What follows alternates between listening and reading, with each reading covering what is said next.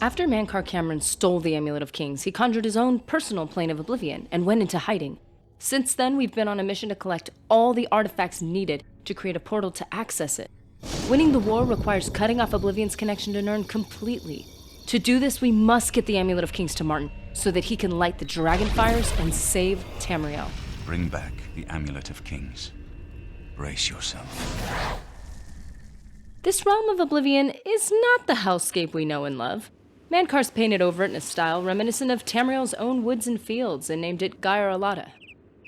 A nice stroll leads us down dirt and stone paths lined with unique alchemic plants that offer up liquor and ambrosia that can be used to make useful potions for health and stamina. Following these paths may lead you to many of these curious alien structures that are spread across the island. Mankar is not surprised by our little intrusion, and we are immediately attacked. You didn't think you could take me unawares here of all places, in the paradise that I created. It turns out, however, that the danger we find were not put here to protect the Camorans from us, but rather to torment the humans scattered around the island. They are actually Mythic Dawn agents that have died in service to Camoran and Dagon and have now ascended into a twisted sort of paradise. Instead of eternal rest, they are stuck in an endless nightmare of fighting, dying, and waking again in these very stone ruins. Basically, whether dead or alive, Lord Dagon's soldiers are not allowed to take a break from the refining fire of battle until the day of his victory. Note that these NPCs are not hostile and will even accept surrender if you accidentally hit them. I accept your surrender. But dying by your hand will not be considered murder. They are still the enemy, they're technically already dead, and they keep respawning anyway. But they will fight alongside you, and some even have useful information. I was able to ask for directions to Cameron's castle and learned that the garden leads up to a cave, which, after passing through a number of sectors, leads up to the hill that Castle Carrickagailor sits. If we go through the flooded grotto, we come across a locked door to the next section. This forbidden grotto is intended as a place of rest for those who've earned it, but they must be gifted a pair of magical gauntlets that allow them access. So, our next objective is to find a pair for ourselves. We continue down the stone path until we come upon a Dramoran named Cathatet. For all you stealth archers, you may want to hold your arrow, as he is not initially hostile and actually has an interesting offer for us. You see, he has a pair of the gauntlets of his own, and he's willing to just give them to us if we clean up a little mess for him. Now sure, you could just borrow them from his corpse, but if you agree to help, you'll learn that his subordinate, Anaxes, has been captured by a rebellious group of the Ascendant Immortals, as they're called, for his cruelty. Learning that one of his own was bamboozled by humans is quite embarrassing. So what better way to restore his pride than to have a human, us, serve him, I guess. Now, he says something about an Anaxes deserving punishment or shame, so I took that to mean that I was responsible for this. But it turns out that our friend here was looking forward to inflicting the penalty himself, so the deal was off. Don't let Anaxes loose. We actually just need to free him, and I recommend leaving right away because he can still go aggro on you, and all you can really do is just continue running. There is no need to stand by and witness his fury. We meet back up with Cathatet at the entrance to the Forbidden Grotto, where he will give us the promised gauntlets. Unless we decide to send him back to his native plane of Oblivion. If you end on good terms, he gives you your reward and says we now have charge over his other servant, Orthe, but is unclear on how to find him or if he'll be of assistance to us. Mankar starts monologuing again. The principalities have sparkled as gems. Yeah, we get it. And we enter. We're greeted the old-fashioned way, and we'll come across someone being tortured. Oh, good dude, I got you. Oh! Later. Running along, we bump into a Mythic Dawn agent who starts repenting of his sins instead of calling for backup. Who are you? He knows exactly who we are and desires redemption, offering his help against Mankar. Ignore him if you want, but accepting help allows us to take a break from getting attacked. And we can't entirely deny him, because, joke's on you, Cat never told us that the gauntlets can't be removed. No one wearing the bands of the Chosen can leave the grotto. None can escape the Forbidden Grotto. Okay, I didn't know that's what he meant. See, the gauntlets allowed us through the doors within the Forbidden Grotto, but they won't let you back out. This obviously prevents us from escaping to the other side and getting through to the castle. Finally, another friend! But although Cat made it sound like he'd be at our disposal, I couldn't get him to interact with me at all. And if you meet him outside this little situation, he simply goes aggro like everyone else. I guess that was just overlooked or something. So instead, Eldamil says we're a prisoner in line to be tortured. We've just placed our life and any progress since our last save in his hands. He pulls through, tricking O-Dog and sending us down a little secret passage. And it's also a great spot for ranged attacks. We tiptoe along and bump into our old friend again. Although you can sneak through, I just had to know. With all these Daedra immediately clocking me, would it be possible to just disguise myself in robes, just like we did in Dagon's shrine? Okay, so apparently you can't wear the Mythic Dawn robes. Missed opportunity, in my opinion, but I'm not mad. Fine. So I went back to the save, left Orthe alone, because I had held out hope that he would come in handy later, but spoiler alert, he did not. Moving on to the next section of the grotto, Eldamil will bump into you again, begging to be of service. You made it. So whether or not you let him tag along, he'll remove the bans so that you can make your way to the exit. You're not a prisoner of the Forbidden Grotto any longer. If he joins you, he may get snuffed, and I was honestly heartbroken until I remembered that he responds like everybody else. Wow, a man that would literally die for us. Fight your way to the end and through the door to reach the hillside. It's a straight and narrow path. Stray but a little and you're dragged back to the beginning. Now would be the time to collect the last of these special flowers if you need a re-up on potions, because it's about to go down. Continue until you reach the top, where you'll see a statue of Dagon himself on one side and Caracagailor on the other.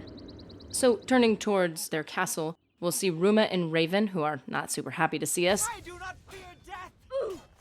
And will escort us to the throne room where their father awaits to continue his monologue. And he's wearing the Amulet of Kings. Like, I'm not sure how this is possible, but he claims to be of another line of princes and thinks that he is owed the throne. The Amulet of Kings is mine. So you can wait for them to attack or just shut him up immediately. Before taking on all three, keep in mind, Mankar Camoran is essentially the sigil stone. Or rather, the anchor to his plane of Oblivion. Killing him would send everything crumbling down, while on the other hand, his children are able to respawn.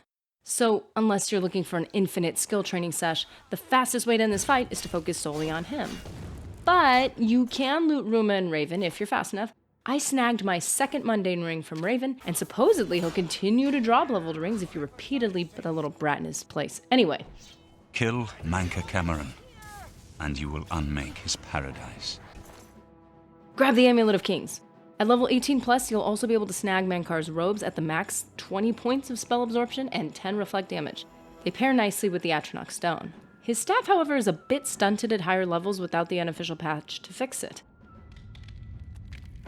As everything comes crashing down around you, you'll find yourself suddenly teleported back to Cloud Ruler Temple as the portal disintegrates before you. Oh. You found a way back. Yeah, like I barely made it. And now for the moment of truth. With the amulet on the true prince, there's no denying now that this man is of the Septim bloodline. But as an illegitimate heir, he wants to submit himself to the Elder Council before swiping the throne. We have the honor and duty of escorting him all the way to the Imperial Palace to witness this moment in history, where the unknown son, our friend, is acknowledged as the leader of Tamriel. Claim to the Imperial throne. Chancellor Okado, the city is under attack. Oblivion gates have opened and Daedra are inside the walls. We must get to the Temple of the One immediately. Oblivion gates have opened inside the city, and our path to the Temple of the One is now blocked by the Daedra pouring in. And I know it's downright repetitive at this point, but please save the game before leaving the palace. This is our last stand, and Martin will lead us. But keep in mind, he's the only one that can light the Dragonfires, and he's no longer essential, so you should stay close to protect and heal him if possible. Shield others seem to help as well, and staying close enough to draw Daedra away from him was also an effective strategy. There is a moment to breathe as we have retaken Green Emperor Way. Martin and the troops regroup, which gives us a moment to loot, check on Martin. Let's move out! We will now lead our remaining soldiers to the Temple District. Instead of a clear shot to the temple, we have an Oblivion Gate to our left that we can neither enter nor pass, and to our right, Mehrunes Dagon himself. Dagon is immortal and undefeatable, so if he's made it to our mortal plane, it's too late. Infinite hordes will continue to attack wave after wave until the last life is snuffed out by the flood. Lighting the Dragonfires will no longer save us. I have an idea. One last hope. I must reach the Dragonfires in the Temple of the One. Well, okay. With nothing left to lose, we must find our way to get Martin to the temple. You can attempt to run straight past this four-armed foe, but nah. It turns out you can go around this particular gate to get behind these buildings. Enemies bunch up right here, so I just kept swinging until I opened up enough of a path for Martin to get through, ignoring the rest. enter the temple and Martin will follow to try to figure out if his latest epiphany will work. You've been a good friend, but now I must go. The dragon waits. And not a moment too soon as the god of destruction stomps his way through the temple walls. Before being squashed, Martin shatters the Amulet of Kings on his chest, infusing his septum blood with the blood of Akatosh inside it. Standing on the altar, he's able to summon the power of Akatosh, taking on the form of a flaming dragon.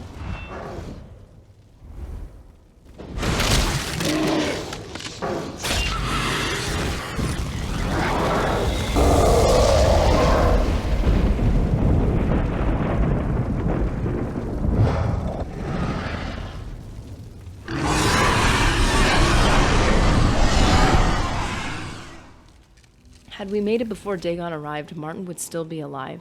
But he took his only moment as the leader of an empire to lay his life down to protect it. Quick side note though, if you want any loot from the battle, you'll need to grab it before this conversation. What happened? Okay, moving past the part about Martin sacrificing his life, Oblivion being sealed, and the government reeling after the ending of the Septim Dynasty, we get to not so subtly bring up our well-earned rewards. As a small token of gratitude for your service to the Empire, I have ordered a suit of Imperial dragon armor made for you. You do not get to choose whether this special armor is light or heavy like you do in the Imperial Arena. The game will choose the armor class based on your higher skill, and there is no aesthetic difference between the two. This can technically be manipulated with buffs or nerfs like Fortify and Drain skill, and the game will officially make its choice in 2 in-game weeks when you get the quest update, so if you need to, keep that in mind right before then. We'll raid around until we get the long-anticipated notification and a map marker. Head straight to the armory and you'll find it laid out on the table before you. Upon accepting this fine reward, we have officially conquered the main questline and lost all our closest companions. Can I follow you around? Back rub, perhaps?